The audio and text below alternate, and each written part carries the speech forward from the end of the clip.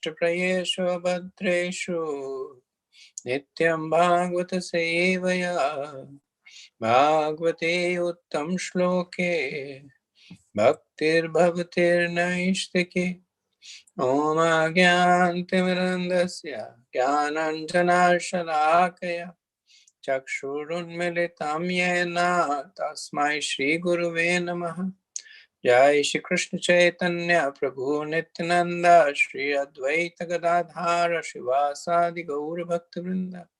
हरे कृष्ण कृष्ण कृष्ण हरे हरे, हरे राम राम राम हरे हरे। मुखं करोति वाचालं पंगुं लंघयते गिरिं यत्कृपातमहं वन्दे श्रीगुरुदीनतारिणं परमानन्दं माधवम्। All glories to the assembled devotees. Hare Krishna. So, chapter 25 is the beginning of the conversation between Devahuti and Kapila, and also represents the beginning of the enunciation of Sankhya by Lord Kapila to his mother and to us. So the first 5 verses that we covered last week was kind of setting the scene. Kardamuni had left. The sages are now further inquisitive of knowing what the subsequent conversations. And Devahuti now has approached Lord Kapila seeking instructions. So verse 6. Tamasi nama karmanam tattvamargadarshanam swasutam devahutyata devahutyaha dhatu samsmrati vachaha.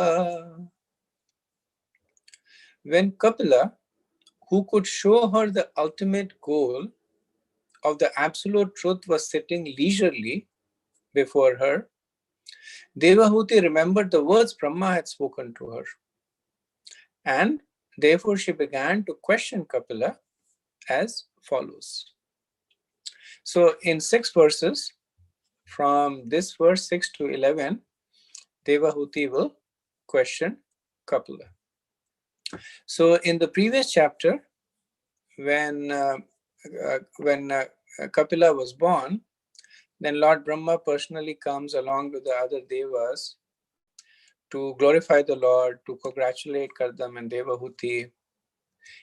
Well, when he was conceived, he wasn't born at that time. So at that time, Brahma had told Devahuti that the Lord has entered your womb.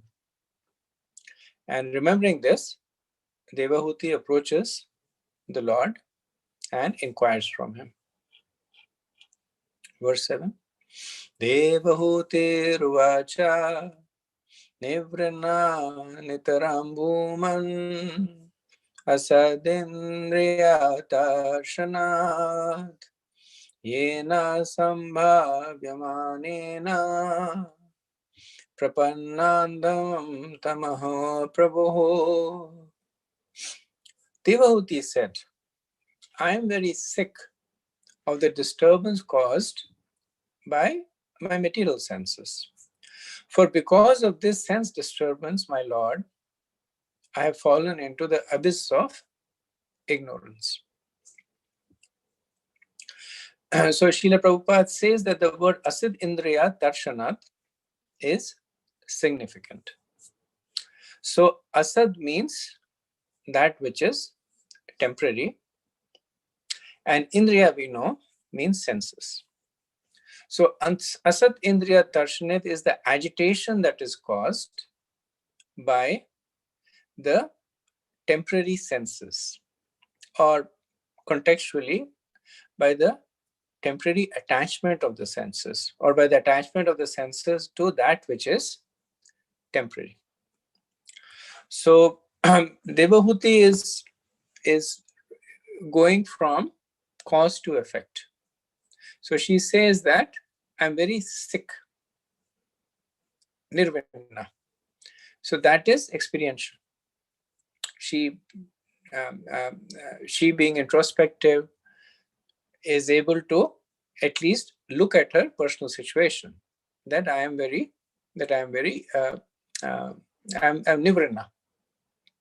And she says Nitaram Nivrinna, that not just a little bit disgusted, but Nitaram, very much disgusted. And then she also gives the first level cause of it, Asatindriya Tarshanat. That because my senses are attached to that which is temporary. And because of this, she says that Andhatama, that I have fallen into the abyss of ignorance. She says Prapanna Andhatama. So in the mood of a patient going to a doctor, the patient is describing as much of his situation as possible to the doctor. So Devahuti is not simply going to Lord Kapila and says, just help me make things better. And she's also not going with a lot of detailed self-analysis. She's talking according to what she can experience and understand. She can experience that she is Nitaram, Nirvana. She can understand that this is also because of Asat Indriya Tarshanat. And she is also talking about the next stage, which is Prapanna Andatama, that I have fallen into the abyss of ignorance. And Prabhupada says that this is healthy. The cynical attitude towards material life is healthy for spiritual advancement.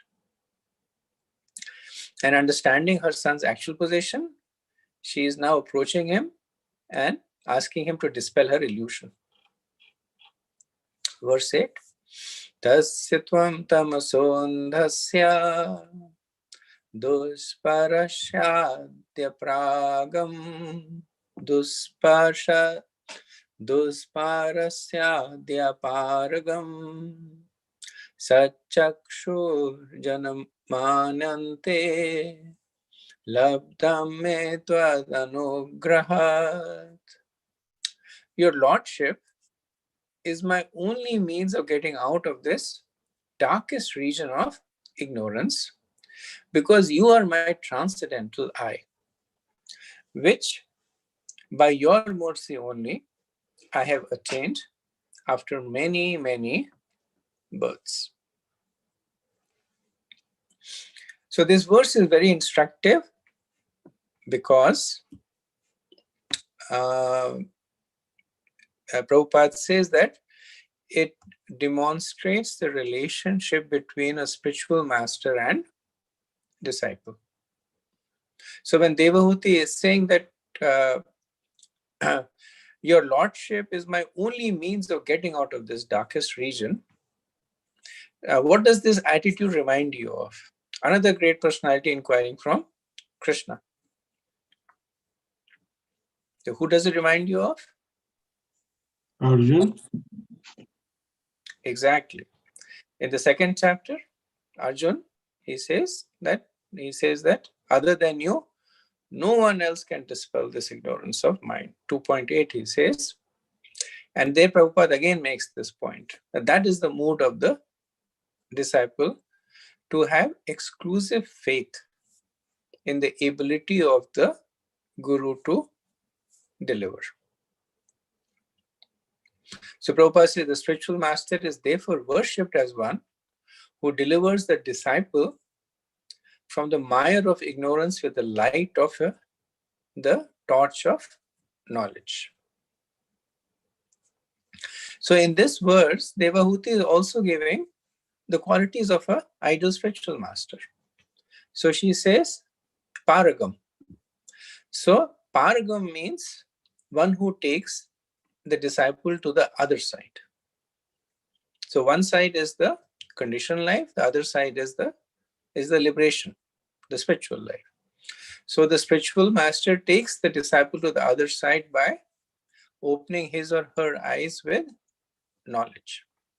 How does he do that? By becoming Sat Chakshur.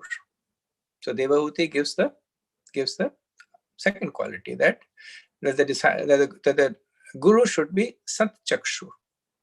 So Sat is able to see that which is eternal, able to see the Vedas, able to see Krishna, able to see Sadharma.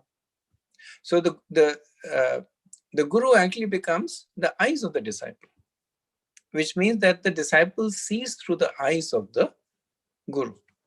Just like we say that we see through the eyes of the scriptures.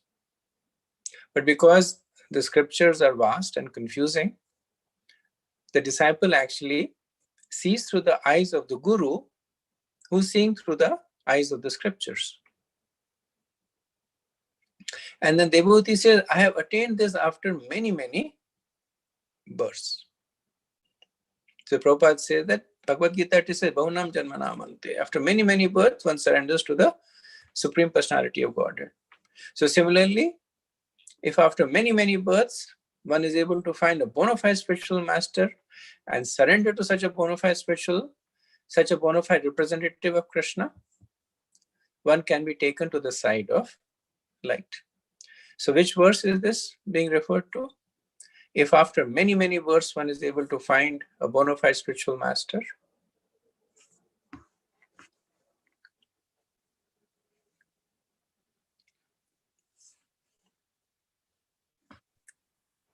this is a verse in Chaitanya Charitamrita, Brahmana Brahmita, Kono Bhagyavanji, Guru Krishna Prasad Upaye, Bhakti Lata Beach.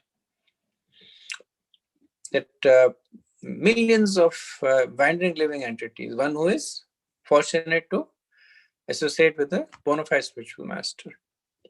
And then by the mercy of Guru and Krishna, one gets bhakti. So Devahuti, in one verse, she has concisely presented the relationship between a guru and a disciple.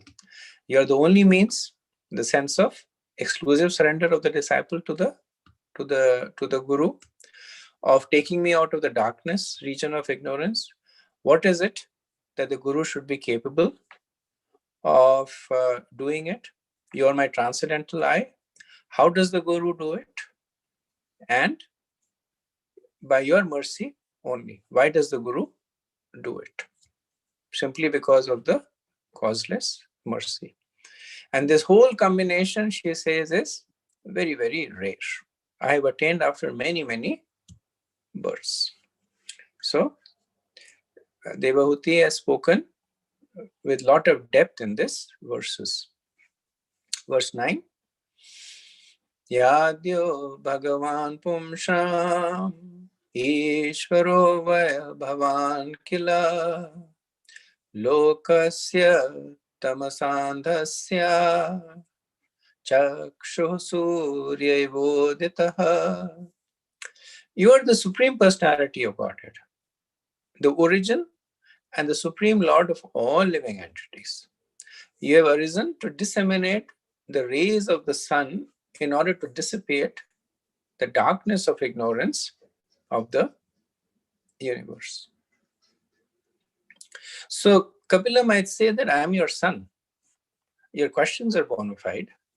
And in the previous verse, you have put in a lot of gravity on the position of the person who will deliver you. That the person should be able to deliver, should be the eyes of the scriptures. But I'm your son. So why come to me? There are great sages who are there, go to them. So Devahuti says, no, you are the Supreme Personality of Godhead. So you are the right person for me to take shelter of. So Prabhupada mentions in the purport to this verse that Kapil Muni is an incarnation of Krishna. So the Adya means the origin of all living entities. Pumsham Ishvara means that he is the Lord of all the living entities.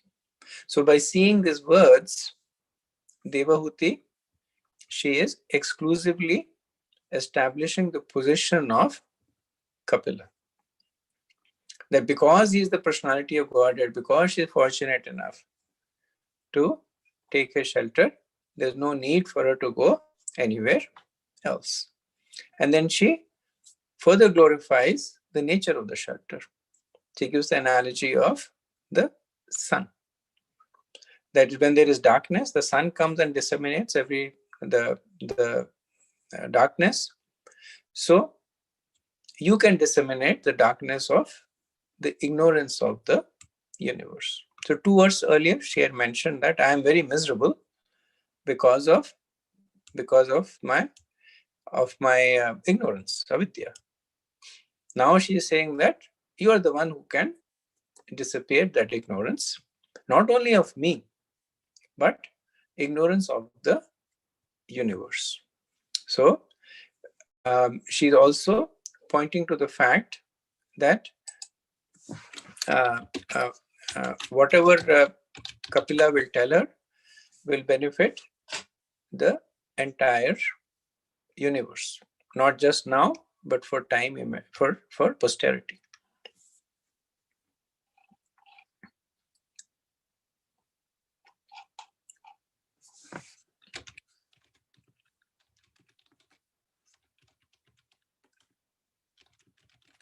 Okay, next verse. Verse 10. Athame deva sammoham apakrashtum tvamarhasi yo vagrahoham mametitya etasmin yo jitastvaya. Now be pleased, my Lord, to dispel my great illusion. Due to my feeling of false ego, I have been engaged by your Maya and have identified myself with the body and consequent body relations. So this is the segue into the first question that will be asked by Devahuti. So she's identifying the foremost cause of her distress by the phrase aham mameti. So aham mameti means I and mine. And then if you look at the Sanskrit, she says aham mameti itya itya. She says iti iti 2 times. So iti translates to thus. The first iti refers to the conclusion of the phrase aham mameti, I and mine. The second iti refers to things of this type, etasmin. So things of this type. So Devahuti is referring to the consequent actions of the conception of I and mine. So basically what she is saying is that because I'm under the conception of I and mine, aham mameti iti, thus I think of things of this type. So the type is elaborated as what? Like I am the body and the material possessions are mine. So Srila Prabhupada has a fairly long purport on this, and he uses this as an opportunity to remind us about the engagement of a conditioned jiva in the material world. So the first part, she talks about the Lord's role in bewildering the jiva, because Devahuti says that I have been engaged by your Maya. Now, it's not that she's blaming the Lord, but she is factually saying that I have been, that this aham mameti is because of the engagement with your Maya. And Prabhupada says, so I'll summarize this because this is a concept that we have discussed many times. And Prabhupada says that Krishna is present in everybody's heart as Paramatma. He quotes 15:15, Sarvasya Chamriti Sanavishtu. And he is responding to the desires of the jiva in an impartial way. So when the jiva desires to enjoy separately from Krishna, then he's captured by Maya. So the conclusion is that it is the jiva, not Krishna, who is responsible for being captured by Maya. The Lord is simply responding to the desires of the jiva, but then at the same time, the Lord is merciful. Now, the mercy is coming in both ways, that if the jiva wants to forget the Lord and enjoy the material world, then the Lord helps him. And when the same jiva is desirous to turn towards the Lord, then the Lord helps him. So Devahuti therefore says, my engagement in sense gratification was also due to you. Now kindly get me free from this engagement. So this is the reason why Devahuti is saying that I'm captured by your Maya, not to blame the Lord for capturing her through her agent, but to indicate the position of the Lord, that Maya is subservient to you. I am captured by somebody who is your agent. So you are fully competent to liberate me because you are the master of Maya. And she is also acknowledging that I have become trapped by Maya because of my own desires, because of my own conceptions. I've been trapped by Maya. But because you are the master of Maya, I'm coming to you. You're the only one who can free me. Then in the next part of the purport, Srila Prabhupada talks about how does one who is on this path of transcendence regard matter. So basically he answers this question that, is everything that is material bad? What about pious activities? And Prabhupada says that in this material world, activities for material enjoyment which are considered to be pious are also sinful. So he's making this statement, which sometimes is a little alarming to people, when one says that pious activities are sinful. And Prabhupada says, when somebody gives charity to a needy person with a view of getting back the money 4 times increased, so this is basically charity in the mode of passion. Or even if somebody is performing pious activities, he's essentially building another body for himself, essentially going to stay in the material world. So anything that is material is bad, but if that matter is used for spirit, then it becomes good. Prabhupada will make this point subsequent purports. Verse 11. Tam tvagataham sharanam sharanyam swabhartya samsara taro kutaram jigyasaham prakrite purushasya namami saddharmo vidam varishtham. Devahuti continued, I have taken shelter of your lotus feet because you are the only one person of whom to take shelter. You are the axe which can cut the tree of material existence. I therefore offer my obeisances unto you. You are the greatest of all transcendentalists, and I inquire from you as to the relationship between man and women, and between spirit and matter. So the verse says, Jigyasaham prakrite purushasya. Jigyasaham means I am inquiring from you, prakrite purushasya. So prakriti is woman, and Purushasya is man. So Prabhupada translates relationship between man and woman, but this is not that kind of a relationship. This is not a conjugal relationship or between mundane man and woman. This is essentially Devahuti is asking about the relationship between Prakriti and Purush. And once again, she is saying that only you can answer this question. So she says that I am taking shelter, sharanam, of you because you are Sharanyam. So Sharanyam means one who is worthy of taking shelter of. So why is he worthy of taking shelter? Because he can bestow material detachment. So she says that you can give swabhartya samsar taro kuhuru. That you can give me the axe that can cut down the tree of material existence. So that is one aspect. The second aspect is that he can give Sadharma Vidam Varishtham.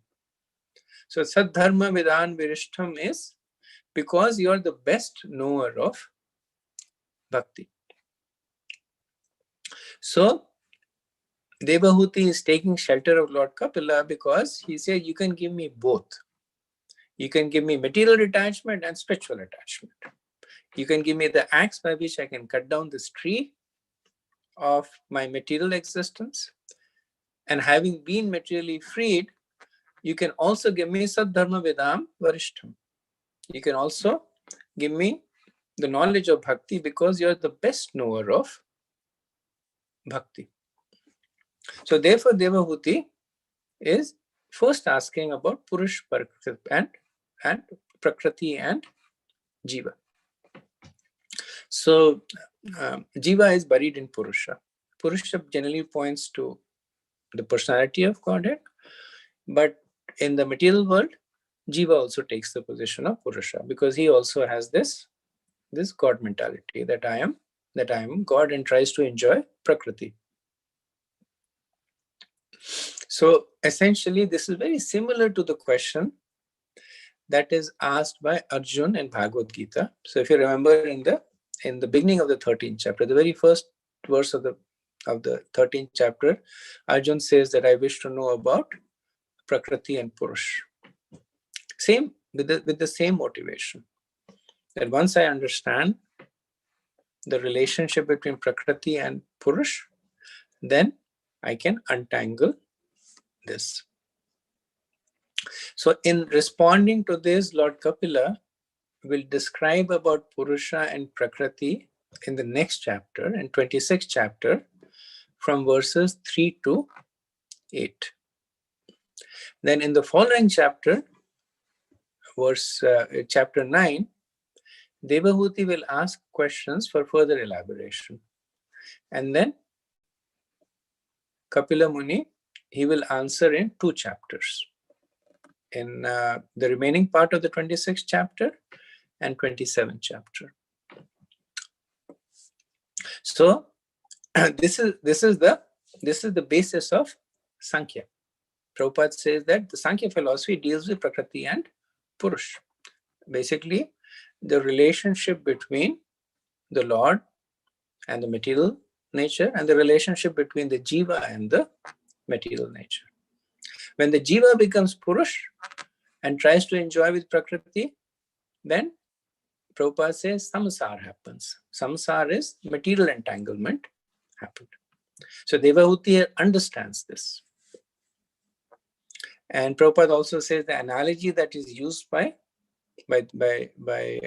Devahuti is, or maybe you can tell me, where have you seen this analogy of cutting down the tree of material existence with the axe of detachment?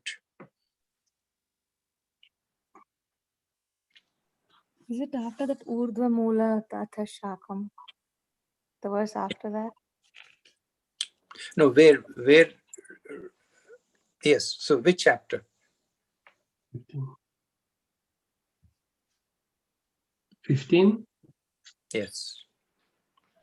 So in 15, we see this this analogy of the ashwath, the ashwath tree that is growing upside down.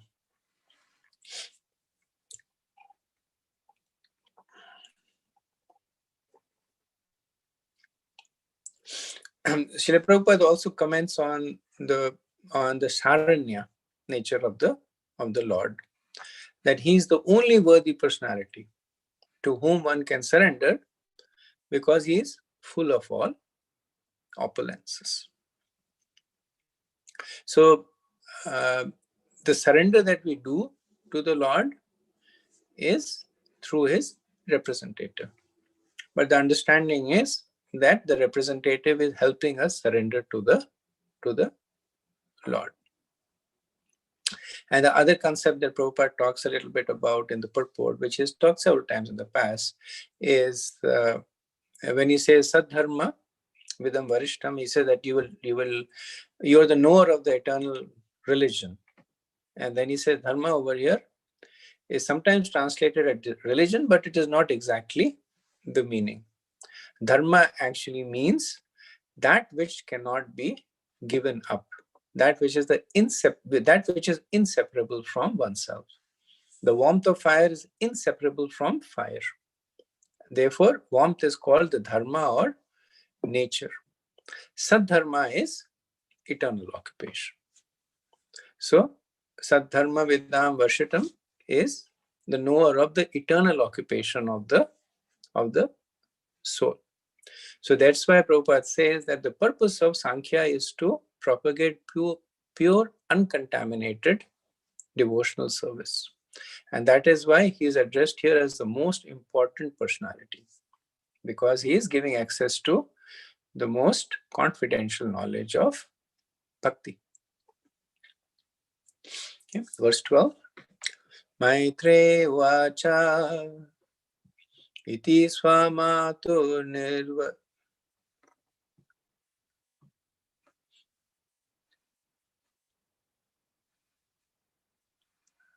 iti swamato nirvadyam ipshitam nishamya pumsam pavargavardanam Dhiya bhinayatmavatam satam gati baba sishat smita shobitanaha.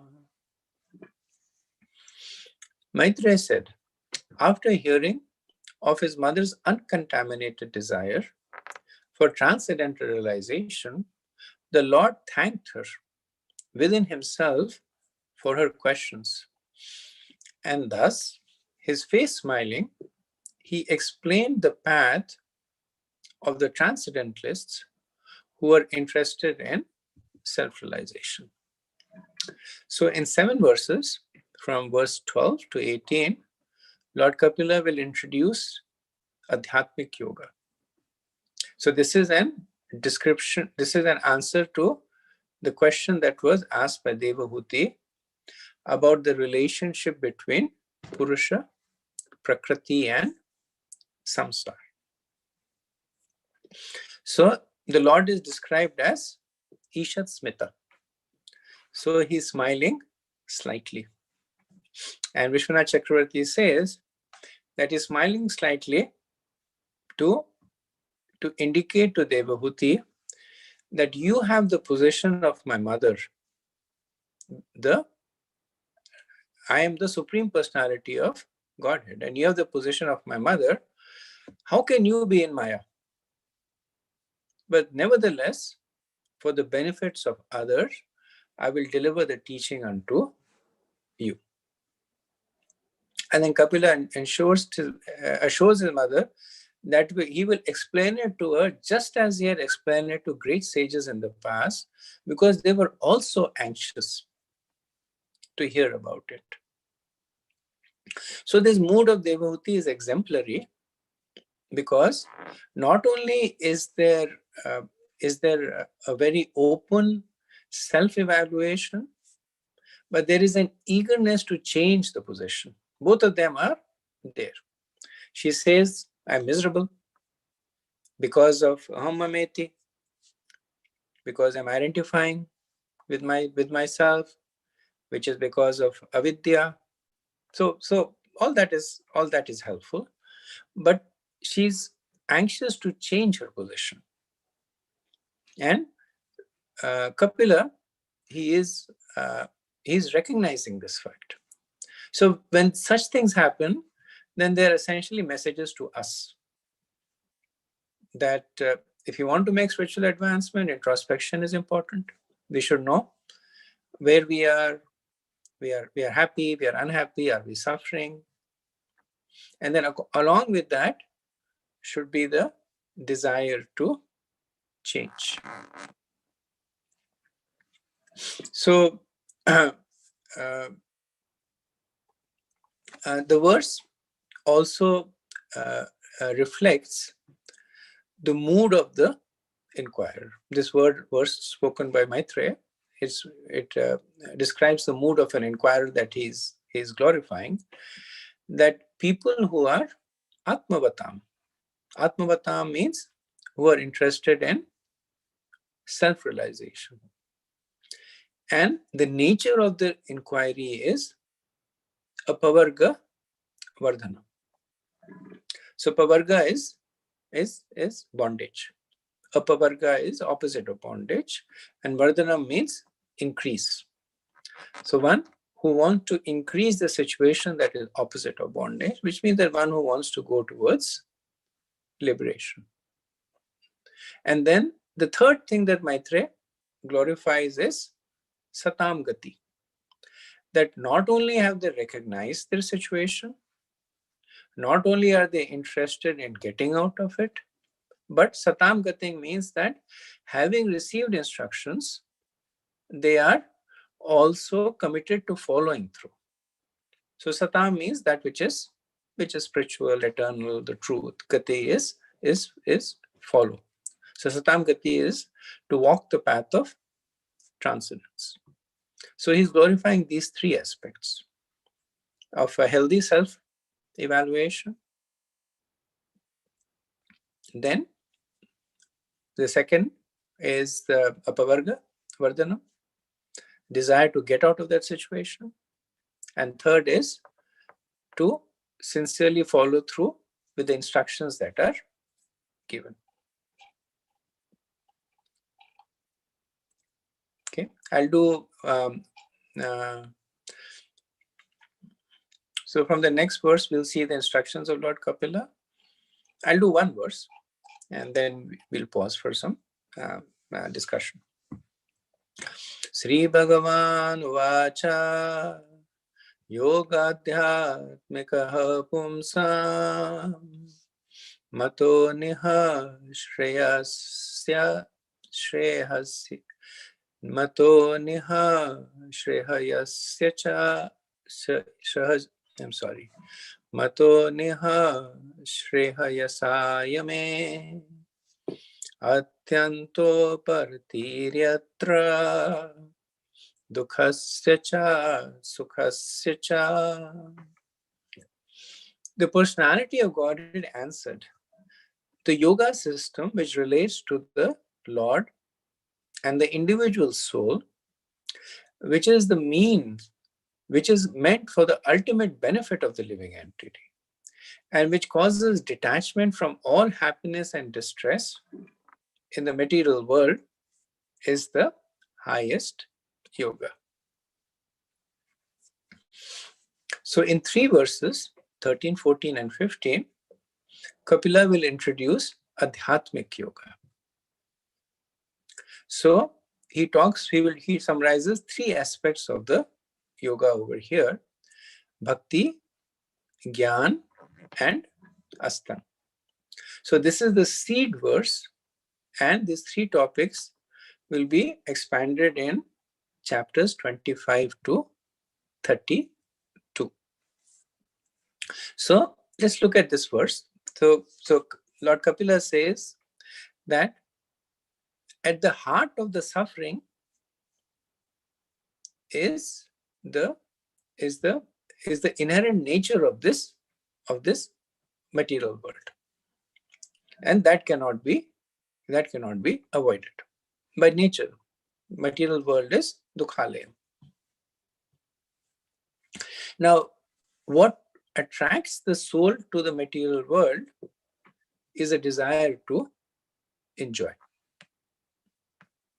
So in identifying with the body, in ignoring with the true identity of the soul, the conditioned jiva is searching out material objects, thinking that I am the enjoyer and the world is meant for me to enjoy. And because this enjoyment is temporary, the soul is continuously getting frustrated. So Devahuti is previously expressing her understanding of this dynamics that is happening. So, which is why she asked for help from Lord Kapila. So Lord Kapila in the response says that what I will explain to you is Adhyatmika. So Adhyatmika means not the body. So it relates to the spirit, which could be both the spirit soul and Krishna. What will it deliver? It will deliver Atyanta Uparati. It will give you complete material detachment from both happiness and distress. What else will it give? It will give Niha Shreha Yasaya. I'm having trouble with this word. Niha Shreha Shrehasaya. Neha Shrehasaya. It will give Neha Shreha Yasaya, which is the highest ultimate benefit. And this process is Mataha, which is approved by the Lord, approved by the authorities. So Vishwanath Chakravarti comments that this verse points to the three aspects of the teachings of the Lord, which is Bhakti, Gyan, and Astanga. So by the confluence of these three things, the Sankhya Yoga helps to deliver a person. That the notion of material detachment comes from Gyan. Then the Adhyatmika, the relating to the soul and not the body, is delivered by Gyan and Astanga. And the highest benefit is delivered by Bhakti. He does make the point that the phrase that is used over here, the ultimate benefit of the living entity, is not fully applicable to Bhakti. Because in Bhakti, the living entity doesn't care for benefit. But still it is applicable because, really speaking, the soul is only happy when rendering service to the Lord. So a devotee renders devotion not for benefit. But even if he renders it, that gives him benefit. Even if he does not want benefit, it still gives him the benefit. That's the ultimate benefit. Okay, I'll stop here and see if there's any comments.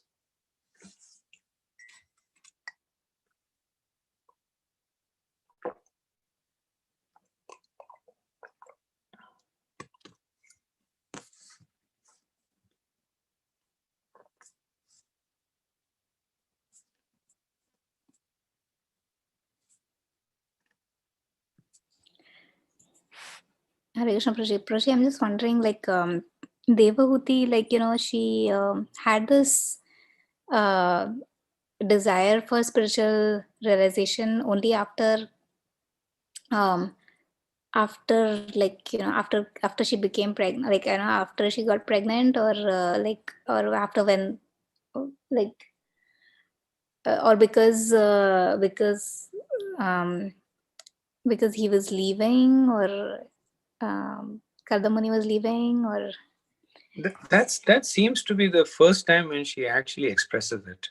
So not clear when she had the desire, but if you remember when after the birth of the 9 daughters, then Kardamuni began to leave, and then there is the lamentation of Devahuti, and this is what she's lamenting about, that I was associating with you in this mood of enjoyment, whereas I should have been taking shelter of you for the sake of spiritual advancement. And she says, I've wasted my life, wasted my time. So we see this lamentation in her at that time. So that's when it actually becomes prominent.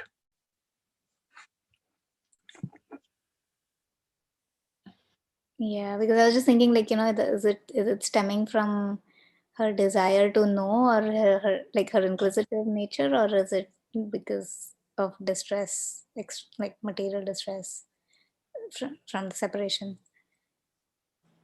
I see where you're coming from. So you're saying that because Kardamuni left her, she was feeling distress, and to basically get help, relief from the distress, she was looking for spiritual advancement. So my instinct would be to say no. I think even though circumstantially what you're saying, the sequence of events do point to that. He lost the video.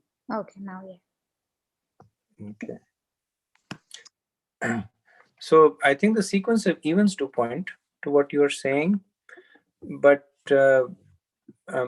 based on the description of Devahuti by Prabhupada in the purports and other acharyas, that does not seem to be the case. And that driven by distress, she was looking for spiritual advancement. But I haven't specifically seen Prabhupada comment on this aspect of it, that because Devahuti was feeling distress and she was wanting to feel spiritual advancement. The focus more is the introspection of Devahuti, right? Like she says, Aham-meti, I'm identifying with I and mine, identifying with the body. Now, perhaps all that can also be seen in the context of her husband leaving. But I think the general understanding is that she was just an exalted person who took opportunity of her son being the personality of Godhead and approached him in the right mood. Thank you. Hare Krishna Prabhu. In the purport, Prabhupada said that the yoga system, as here stated by the Lord, is meant to end all material happiness and distress. For common people, if they read that, they will get scared. To end all material happiness, because most of the people, they are working hard to get this. That is correct. I think that's why I brought your attention to the purport, because Prabhupada preaches very boldly over there. So generally we don't speak like that because it will scare people away. But and Prabhupada also does not often speak like that. But once in a while he'll speak very clearly that ultimately it's everything in the material, all happiness in the material world is distress.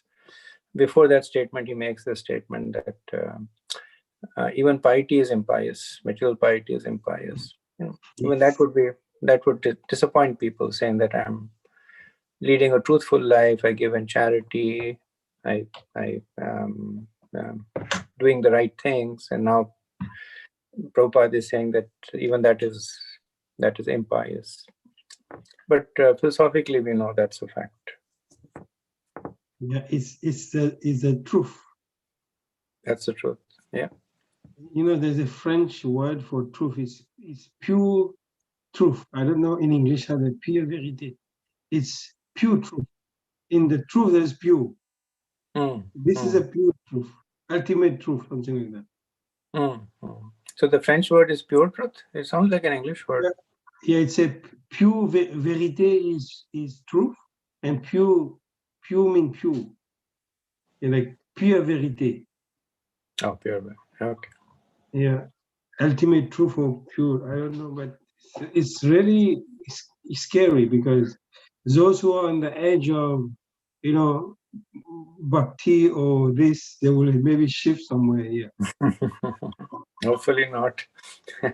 When they see that you get more benefit out of bhakti. So, Thank you. Thank you. Hare Krishna. Just a point of clarification. It is explained that this verse is this verse number 13 is one of the seed verses which will be explained or expanded over the next 8 chapters, which will deal with Sankhya Yoga. I always tend to get confused with Sankhya philosophy and Sankhya Yoga. My definition of Sankhya philosophy, correct me if I am wrong, is study of matter and spirit, the relation between the two. Am I correct? That's a correct definition of Sankhya philosophy? That's my understanding too. Okay, great. And if that's the definition of Sankhya philosophy, I'm trying to connect with karma and karma yoga. So then how can we define Sankhya yoga?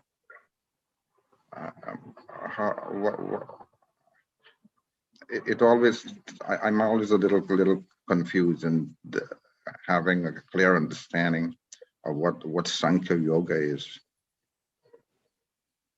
I haven't. So Sankhya is described here as Adhyatmika yoga, which is basically connecting to the Lord, connecting the spirit soul to the Lord through this process of understanding the difference between matter and spirit. So the term that is used over here is Adhyatmika yoga, and my understanding is that it is used synonymously with Sankhya. Okay, because I'm watching this book by this little Bhagavad Subodhini here, and this devotee who compiled it, when he talks about Adhyatmika yoga, he has in bracket yoga system concerning the soul, and I'm thinking, he hasn't connected it with let's say the Lord. I mean, I thought it would have been a complete definition by describing the yoga system concerning the soul in his relationship with the Supreme Lord. That would be complete. So both are correct. If you look at the translation of the verse, Prabhupada describes Adhyatmika yoga as the yoga system which relates to the Lord and the individual soul. So essentially, it's the yoga system, and wherever there is yoga, there have to be two people because yoga is connecting, right? So there has to be exactly. That's my understanding.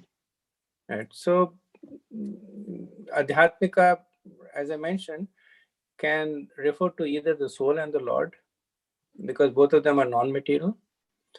Okay. So so that's why when Prabhupada translates Adhyatmika Yoga, he translates Adhyatmika to both. He translates that relates to the Lord and the individual soul. Adhyatmika Yoga is also translated as the yoga which has not to deal with matter, in which case it has a more general definition, but it's basically the yoga of the non-matter. Mm. But overall, I find Prabhupada's translation as the most complete definition. When he translates Adhyatmic Yoga, he basically translates it in a more comprehensive way. Mm. The relationship between the Lord and the individual soul. Yeah. All right. Yeah. Well, one other little note, I see he has a note here. Apparently, this is an important verse because from this verse, the other 8 chapters, will expand. So I see he has a note here, and he said that Adhyatmika Yoga consists of 3 types, and then he has 1 Bhakti, Jnana, and then he has Jnana, and he has in bracket there Sankhya, and then the 3rd one is Ashtanga, or Ashtanga Yoga, or Yoga.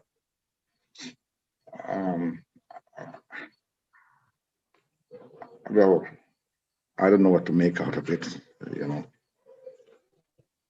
So so I remember reading that also, and it's a little confusing that if Adhyatmika Yoga is Sankhya, then why would only Gyan be labeled as Sankhya? Yeah. I think this gets more and more clarified later on. General understanding is that, and Lord Kapila will explain in the subsequent verses, that the same Adhyatmic Yoga can be practiced in 3 ways, as Jnana Stang and Bhakti. And the Jnana aspect of it can also be called Sankhya, because the Sankhya, it starts from Jnana, but it leads through a Stang to Bhakti. So hold that thought and question. Hopefully, as we go through the chapter, this will get clarified. Thank you. Thank you for the question. Very appropriate. In Bhagavad Gita, it also says there is no real difference between the Jnana Yoga or Sankhya Yoga or Karma Yoga. They are all one who thinks it's different is not in knowledge. There is a verse like that in Bhagavad Gita, right? Ekam Sankhya cha yogam cha ya pashyati sa pashyati. Yeah. Yeah. So there, the convergence is in terms of the results that are delivered, right? Because Krishna, before that, Arjuna asks that which is better, karma or Gyan, and then Krishna says Ekam Sankhya cha yogam cha. So he says they are the same because they both deliver the same results. Prabhupada sometimes gives this analogy of reaching the same destination through different paths. So you could say the paths are the same because they lead to the same destination, but the path which has lesser difficulties, where the travel is easier, less speed bumps, that's a better path. So the convergence is in terms of the fact that they lead to the same goal, but one is superior to the other because it is easier to traverse.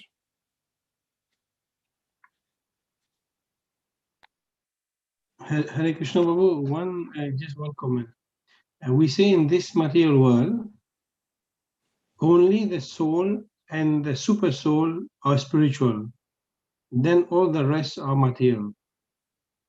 The only thing that is spiritual is the Atma and Paramatma, or Atma and Krishna. I mean, this yoga system will only talk about this spiritual aspect in this material world as well. How to connect them or to link them in a way, no? Yes, that is true. That's a good point.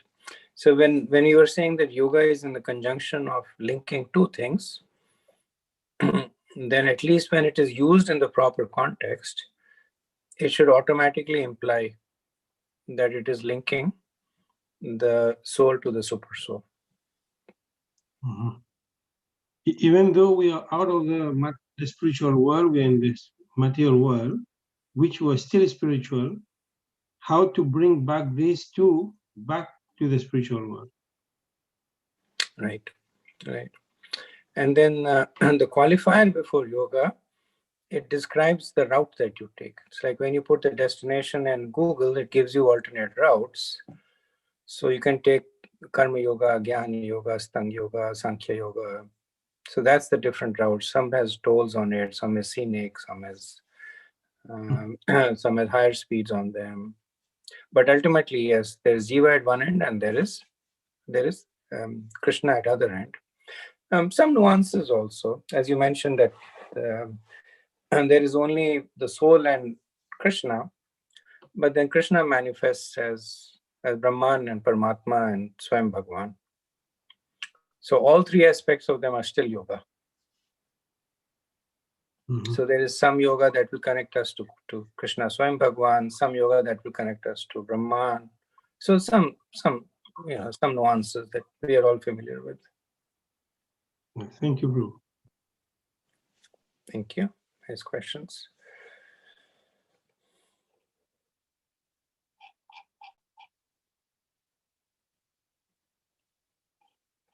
Okay, we'll move on to the next verse 14. Tamimam te pravakshami yam avocham puran gaye rishinam shrotu kamanam yogam sarvanganay punam. O most pious mother, I shall now explain unto you the ancient yoga system which I explained formally to the great sages. It is serviceable and practical in every way. So, previous verse was a summary of what Lord Kapila is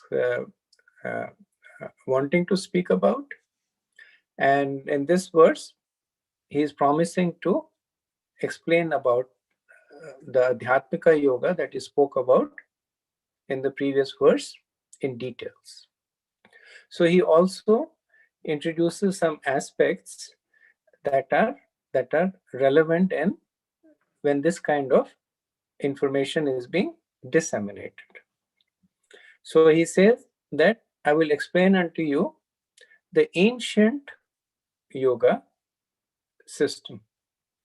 So the point that is being made over here is that this is not something that is being invented. Prabhupada says that people are very fond of modern things, contemporary things, but those things are generally a product of speculation. So ancient means that it is being practiced since time immemorial. So he is glorifying this knowledge as something that has been there since the beginning of time. And he said that I explained formally to the great sages. So it is something that is relishable by those who are anxious to hear about it. So he glorifies his mother also. He says, Anage. Anage means one without any contamination. So he says that you have that quality. And the recipients of the yoga have demonstrated this eagerness, which you have also demonstrated. And then the final quality that he glorifies is that it is naipunam. So it is serviceable and practical. This is very important, right? So Kapila Muni is the personality of Godhead. Firstly, he can invent anything he wants, and that would become bona fide. But despite being God, he himself is submitting to the process of descending knowledge. He does not want to invent anything. He's subscribing to the scriptures. He's talking about the consistent dissemination of information. So whatever was spoken in ancient times is now being spoken again. So not being changed. Most importantly, it is something that can be done. Right? Otherwise, what is the point of giving information which may be bona fide and which may be ancient, but if the recipient cannot follow through with it, it's useless information. Right? If somebody comes to us and explains in detail Astanga Yoga, it's bona fide. And it's explained in ancient scriptures, but it's useless for us because we know we cannot do that kind of Astanga. So Lord Kapila is establishing that importance also, that the information should be given to the person in a way that the person can understand it and implement it. Bhakti Siddhanta Saraswati had this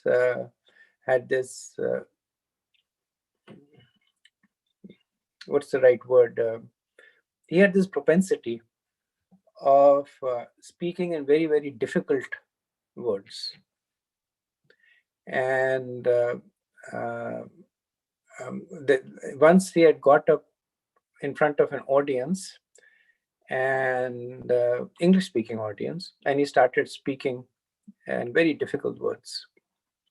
So this was something that he just could not help, I guess.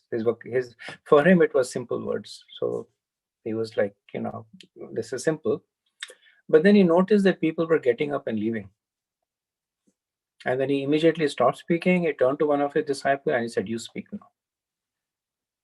So this focus on serviceable and practical is very important. So he did not think that, what I'm saying is accurate. And even though these people aren't understanding, they're fools. They're not able to match my intellect. But the importance of speaking is that it gets received. So Kapila Muni is emphasizing on that aspect in this verse. Vishwanath Chakravarti says that when Kapila is saying that I explained this previously, he does not give the reference, but he says that Narad Muni had previously received this knowledge from Lord Kapila. Okay, verse 15.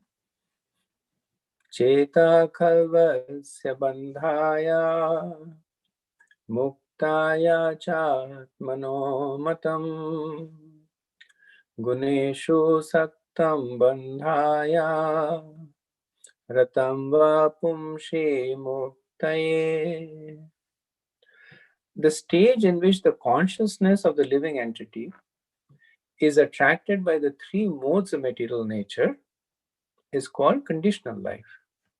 But when the same consciousness is attached to the Supreme Personality of Godhead, one is situated in the consciousness of liberation. So this is the essence of the teaching. He is differentiating between the soul's restricted conditioned life and its natural liberated life. So he's saying that in the conditioned life, the soul is attached to the Traigunya, to the three modes of material nature. And when that same attachment to one's own self is shifted to the Lord, then the influence of these three modes cease to exist. So the mind of the jivas binds him up by bad association, and the same mind liberates him by good association. So this is the high level secret of liberation, that use the same mind that is binding you to liberate it. The same attachment to the gunas which produces bondage can actually give you liberation if that attachment is to Rati Pumshi. Rati Pumshi is Ratam Pumshi. Ratam Pumshi is that it is Rati for the Lord. So what does this look like?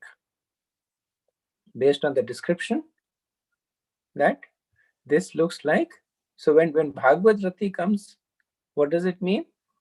Bhakti is being liberated, is being recommended. So in this verse, the Lord is talking about pure bhakti for the purpose of liberation. So we know Rati is when one has strong attachment to the Lord.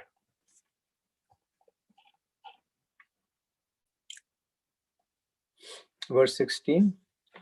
Aham mama bhinavatahi kamalobad virmalahe vitam yada manaha shuddham adukham sukham samam.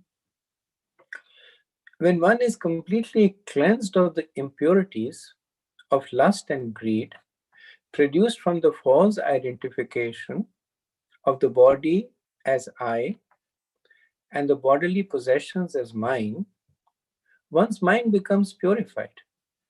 In that pure state, he transcends the stage of so-called material happiness and distress.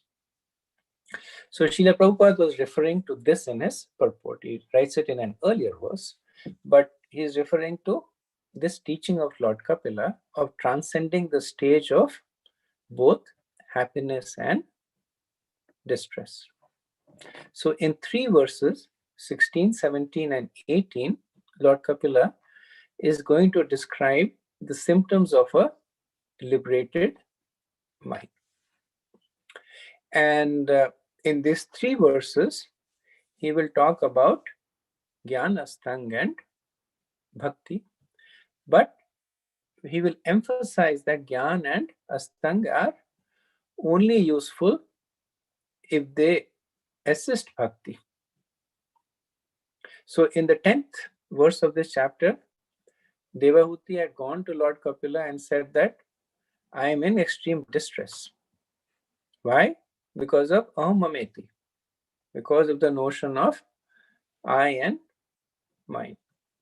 Then Lord Kapila is firstly addressing this. So here he is describing a certain chain of cause and effect. So first he says aham mama abhimana.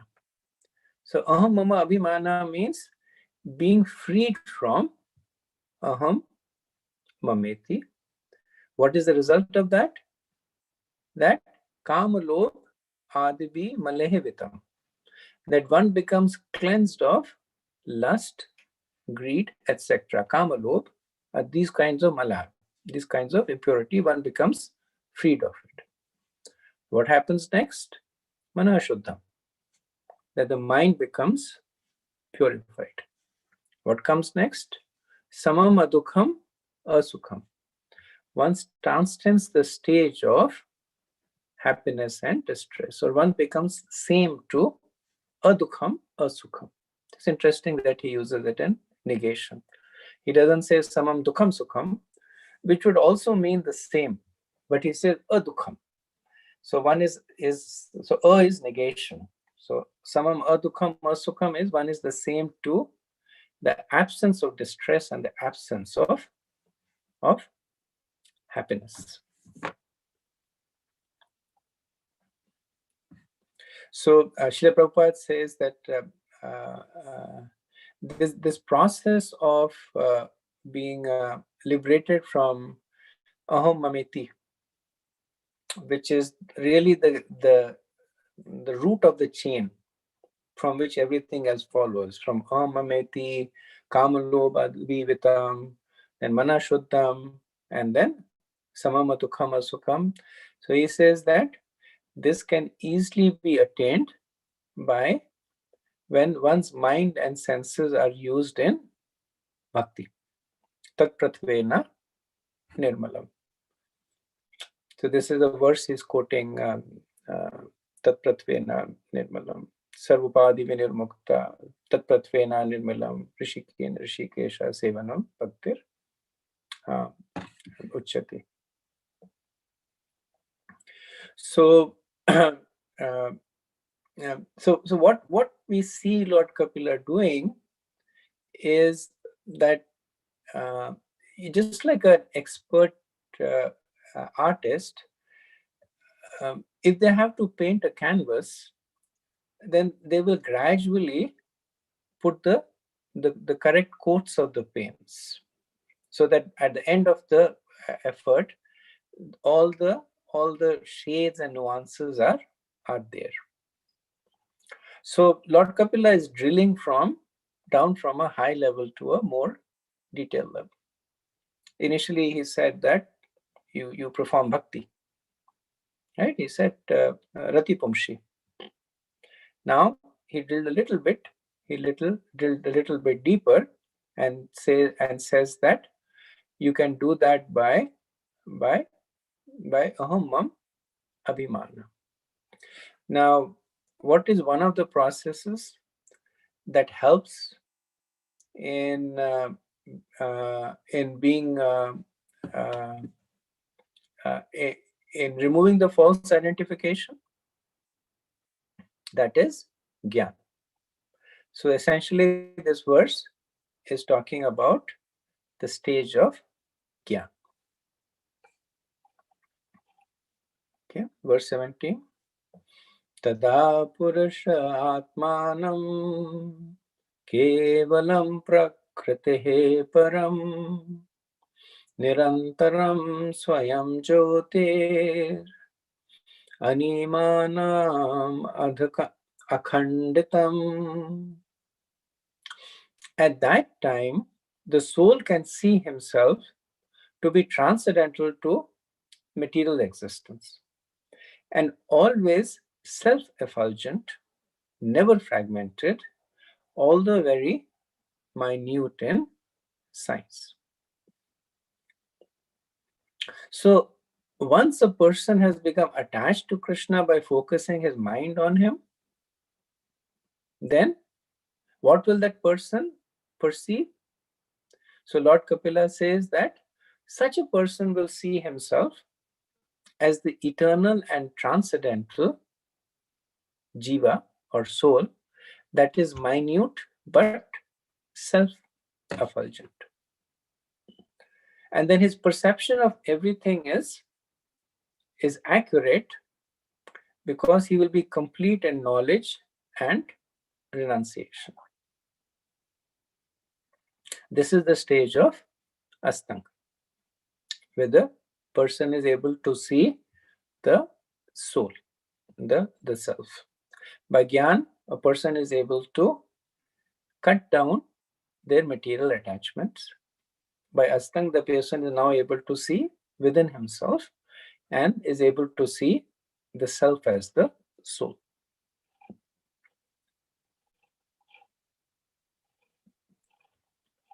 So I'll do the next verse, and after that we'll stop, see if any discussion.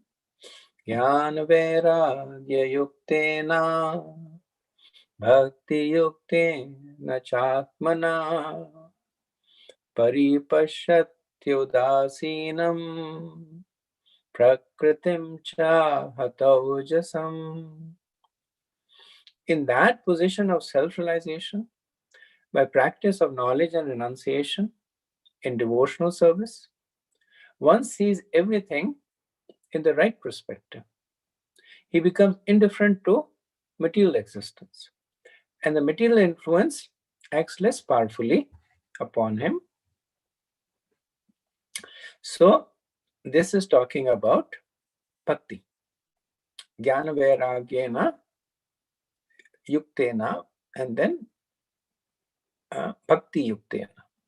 So it talks about the path also, jnana vairagya, knowledge and renunciation, which is jnana and astan, and leading to bhakti yogena, leading to bhakti. So in verse 16, Lord Kapila, he says, become free from material contamination by the process of jnana. Verse 17, he says that see yourself as the eternal soul by the process of astan. In this verse, he says that now exist or execute your activities on the platform of bhakti, bhakti yogena. So, jnana vairagya yuktena. After having perfected jnana and vairagya, now perform bhakti.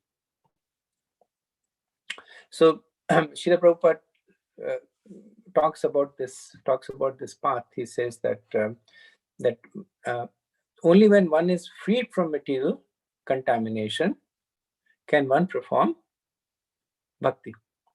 Now, obviously, the statement is not meant to discourage us, because if you read this statement, you'll give up bhakti, saying that I'm definitely have a lot of material contamination. So what hope is there for me to perform bhakti? But contextually, we can understand that this is talking about the perfection of bhakti.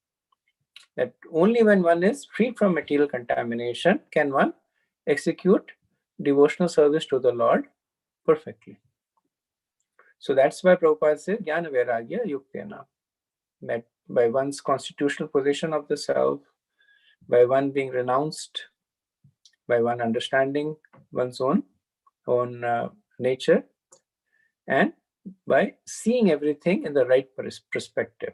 The word paripashyati, that one sees everything right perspective, which means that one sees the self, the Lord, and the modes of material nature or the material world. And the result of that is that the influence of the material nature becomes almost nil. He said this is also confirmed in Bhagavad Gita, Brahma Bhuta Prasannatmana Sochati Nakankshati. So this is which verse in Bhagavad Gita? Brahma Bhuta, Prabhupada likes this verse a lot. It appears in the 18th chapter, verse 54. So the Lord states that Mad Bhaktim Labhate Param. That the person who executes his devotional service, he achieves the highest goal. Similarly, it is confirmed in Narad Pancharatra that when the senses are purified, then one can be engaged in devotional service. So, same verse, Prabhupada, Sarvapadi Vinirmukta, Tattvatvena Nirmana.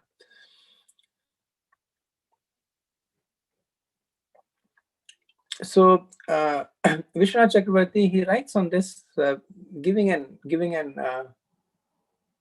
analogy. He says that if there is a well-staged dramatic performance, then the audience are manipulated by their identification to a specific character. So you're watching a movie, and then you identify with the hero of the movie. When the hero is happy, you're happy. When the hero is being beaten up, you feel bad. When he's sad, you're sad. Even though nothing is happening to you, but all this is simply happening because you chose to identify with that character. So this is the well-staged drama of Maya Devi, by which the soul begins to identify with the body in which it is sitting. When the body feels happiness, the soul feels happiness, even though there is no really correlation between the two.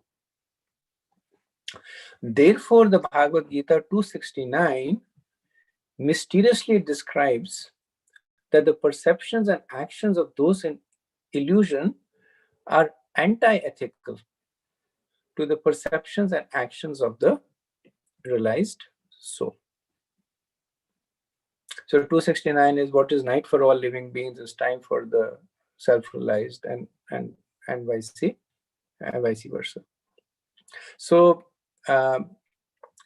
again, this is a concept you're familiar with. Vishwanath Padi just uses this opportunity to re-emphasize it, that if we don't do what Maya is asking us to do, so if you go to a movie and don't associate with a character, sometimes people go to horror movies and they're scared completely, even though they're safely sitting in their seats, because they identify with the protagonist or whoever is over there. And if you don't identify, then regardless of what is happening to that character, nothing is going to happen to you.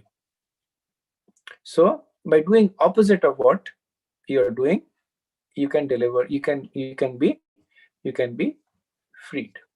So he's commenting on the Jnana Vairagya Yuktena, the first part of it, which is how to free yourself. And then he concludes by saying that when you understand your true identity as Krishna's eternal servant, then the second part of Kapila Muni's instructions are there. So the conclusion is Bhakti Yoga is therefore the only path. So after having talked about Jnana Stang and Bhakti, the conclusion is that without Bhakti, Jnana and Astang will deliver results incomplete. But it is completed when Bhakti Yoga appears. So I think I took a little bit more time than I thought. We are almost out of time, but I'll pause here and see if there is any discussion.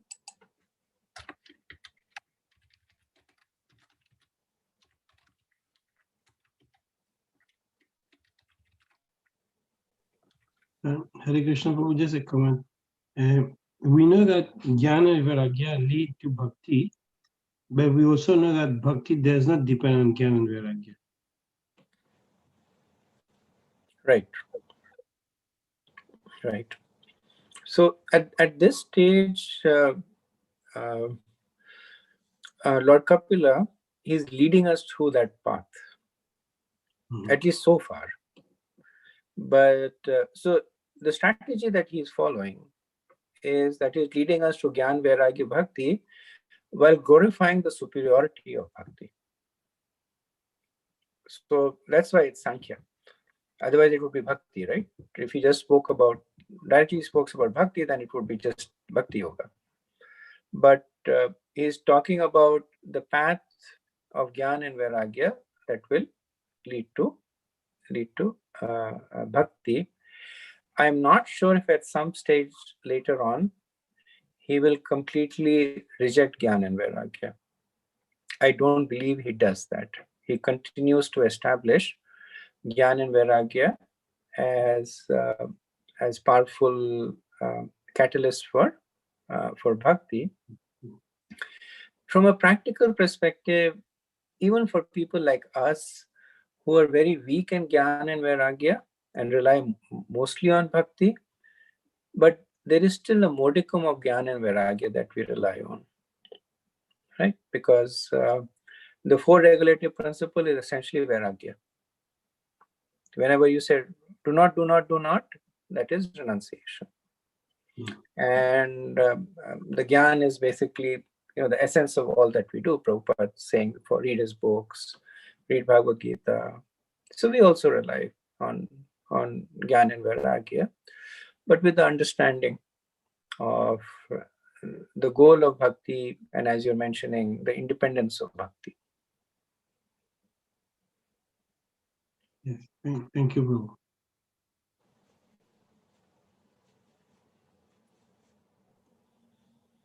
Prabhu, in the same line, for the Brahma Bhuta Prasannatma verse that you were talking about, it says when one comes to that Brahma Bhuta stage, one can perform pure bhakti.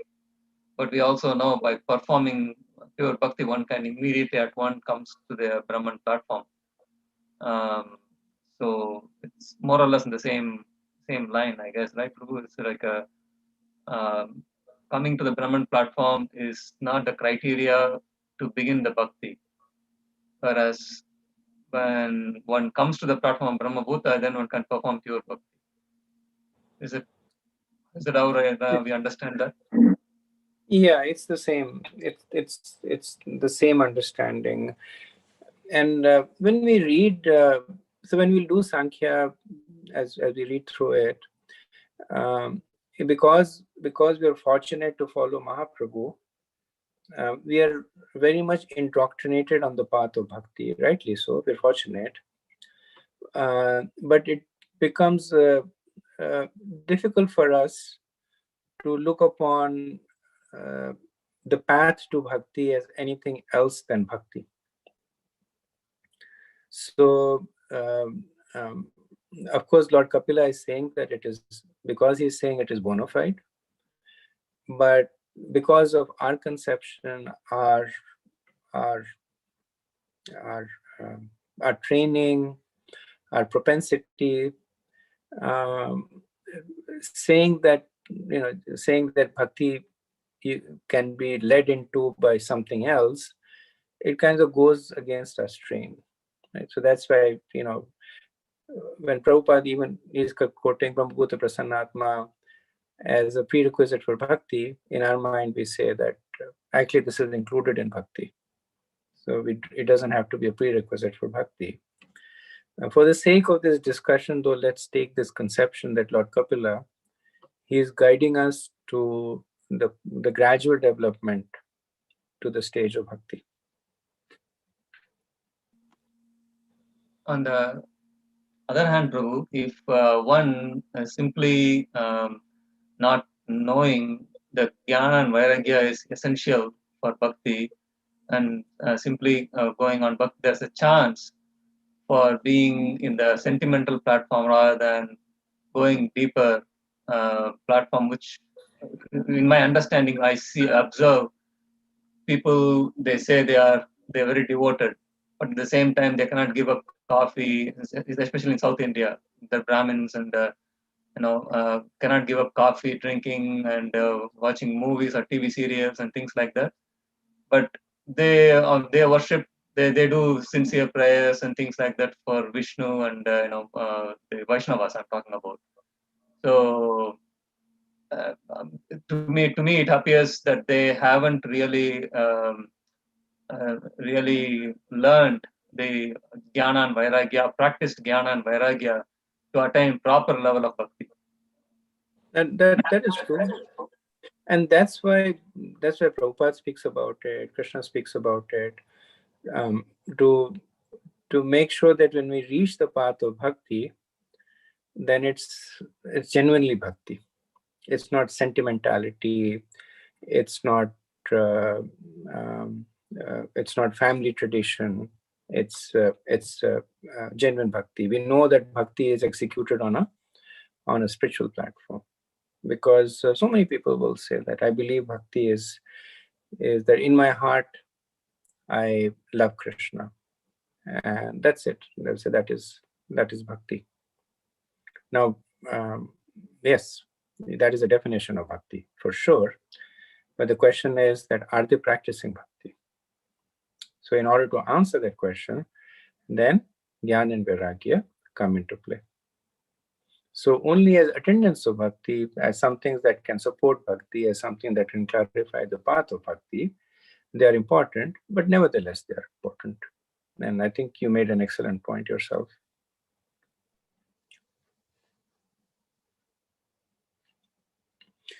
Okay, so a little bit over time, we will stop over here. Vanchakalpatarubhayaschet kripa sindhubhyaiva cha patitanam pavanebhyo vaishnavebhyo namo namah. Anant Koti Vaishnav Vrinda ki jai. Srila Prabhupada ki jai.